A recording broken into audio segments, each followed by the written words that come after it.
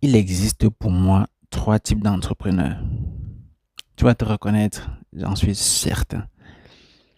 Le premier, c'est l'entrepreneur naïf. Il est comme un enfant de 3 mois. Tout ce qu'il voit l'intéresse. Il vient à peine de découvrir qu'il a des doigts. Il veut toucher à tout. Il apprend qu'on peut faire des affiches publicitaires. Il fait des affiches publicitaires. Il met à liste de ses services. Il placarde dans toute la ville. Il attend. Il attend qu'on l'appelle. Il est certain qu'on va l'appeler. Personne ne l'appelle. Absolument personne ne le contacte. Il apprend qu'on se fait de l'argent sur TikTok. Le lendemain, il crée un compte TikTok. Il poste 10, 20 vidéos. À chaque fois, il met son numéro en haut. Appelez-moi, appelez-moi. Personne ne l'appelle. C'est triste. L'entrepreneur naïf, il est vraiment... C'est mon préféré. Mais bon, le deuxième type, c'est l'entrepreneur inconscient.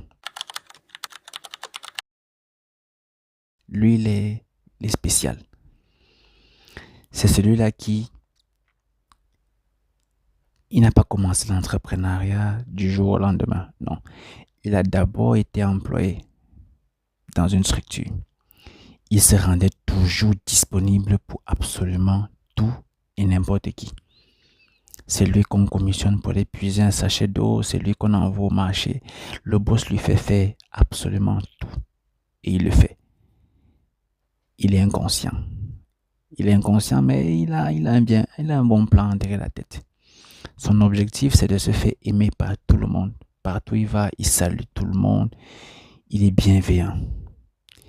Il n'a pas vraiment une expertise intéressante, mais il se crée un réseau. Quelques années plus tard, il quitte la boîte où il travaille et il crée son propre business.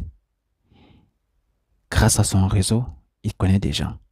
Il arrive à rendre 2-3 services. De toute façon, il est habitué.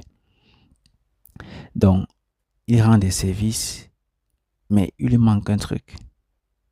Ce truc fait que, à chaque fois qu'il entreprend de nouveaux projets, ça prend du temps. Parce qu'il est très vite distrait. Il a des dizaines de commandes, mais à la moindre notification YouTube, il peut y passer 2 heures. C'est pas possible. Lui, c'est l'entrepreneur inconscient parce qu'il est inconscient du potentiel